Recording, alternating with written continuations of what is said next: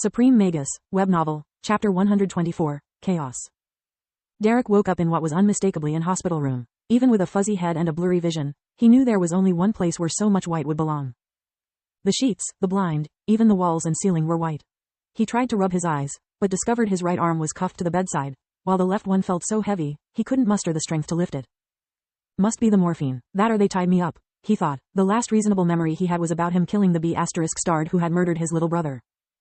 F***C King cops, couldn't just let me die? I don't know if it's because of the brain damage or because they have heavily drugged me, but that was one heck of a dream. He shook his head, trying to clear up his vision. A little too absurd, even for a dream, though. Magic powers, a mystical sentient girl tower, talking animals and a kingdom in danger. It only lacked a pink-dressed princess kidnapped by a fire-spitting turtle to be more ridicule. That, or me finding my happy ending with the girl in the tower. Heck, even if it was all inside my head, it has been the most meaningful relationship I ever had. He scoffed. Really? I would have never assumed you would think of me that way. Soulless mind blush was so strong to overcome the boundary they usually kept to separate their innermost thoughts. Lith managed to avoid screaming in surprise and embarrassment only because the blind was pulled away by Professor Minower, that had come to check his conditions. How is my patient? He asked. Remember, the only acceptable answer is, well and getting better. If you die on me, you'll ruin my statistics. Professor Minower? Lith was still recovering from the shock. So, it was all real?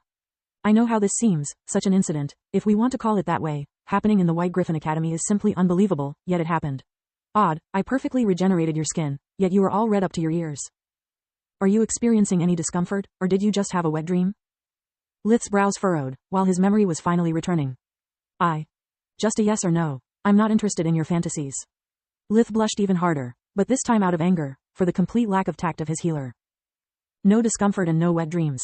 Thanks for your concern. Why am I cuffed? I don't remember doing anything to deserve such treatment. Do you mean the chain? That's no punishment, is just to prevent you from rolling on the wrong side. The wound is just barely closed, we still need to reattach your arm, after all. I would expect an accomplished healer like you to understand something so simple. Lith turned his head abruptly, trying to touch the little stump where once was his arm, but the chain stopped him again. At that point, Solus had regained enough of her cool to share her memories of the most recent events, bringing him up to speed. How long was I unconscious?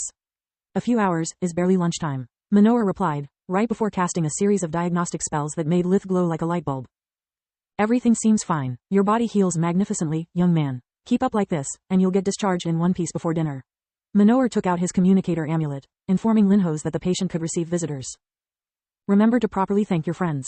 They gave it everything to save your life before Minower arrived. Usually Lith would have objected at the abuse of the word, friends, but after looking at Solus' memories he didn't feel so sure about it anymore. Wow, Kyla really punched Linhos. Was it really so dangerous to move me at the time? No, it wasn't, but I can't blame her for being protective. I would have done the same. Okay, then why Minower punched him too? He doesn't seem the protective type. According to his rants while he was finishing to heal you, Minower has always dreamt about hitting a headmaster and get away with it. Kyla simply gave him the inspiration he needed. He told her himself before awarding another 30 points. You know, I really like that girl. I would have nothing against her being your mistress until we find a proper body for myself. Another powerful mind blush made him understand that she wasn't joking at all, but luckily Linhos entered his room, saving him from such an awkward topic. Lith had never been so happy to see the headmaster's long and brooding face. Contrary to his expectations, behind him there was no trace of his classmates. He was followed by Professor Marth, instead, and thanks to his enhanced hearing, Lith could hear them repeatedly apologizing to someone. We are terribly sorry for what had happened to your son, but as you'll see, he has received the best cures available in the whole kingdom. The reason we called you here is to help him overcome the shock of losing an arm. Albeit as only a temporary condition, it could severely affect his mind and future decisions. We don't want him to quit the academy, it would be too great of a loss. Please, be strong. Lith heard a snarl from his father, Roz, stopped by his mother, Alina, hurrying Linhos to let them in. They rushed to Lith's bedside, doing their best to not cry or stare at his stump. Professor, please, tell me he is going to be all right.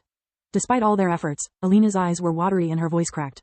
Roz held her hand tightly, searching for the strength to appear calm and confident to reassure his injured son. Don't worry, ma'am, we were just about to reattach his arm, Minower said, throwing a flirtatious look at her. I must say it, there must be something special in your bloodline.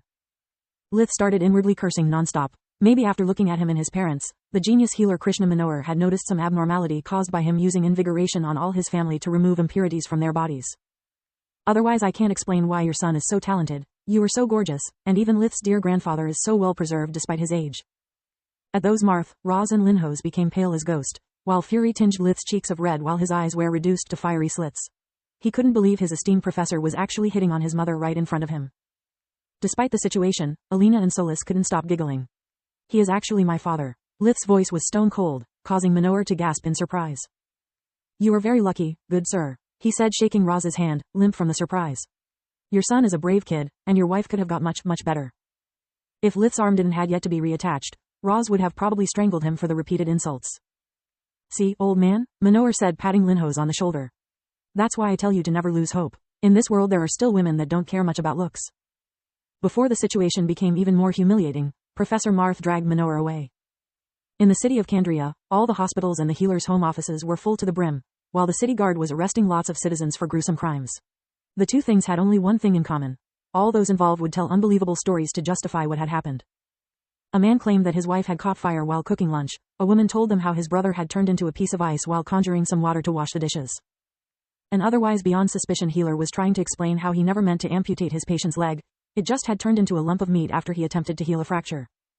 But the real cause was ensuing inside the local branch of the Mage Association, where many magicians were reporting how they had inexplicably lost their powers.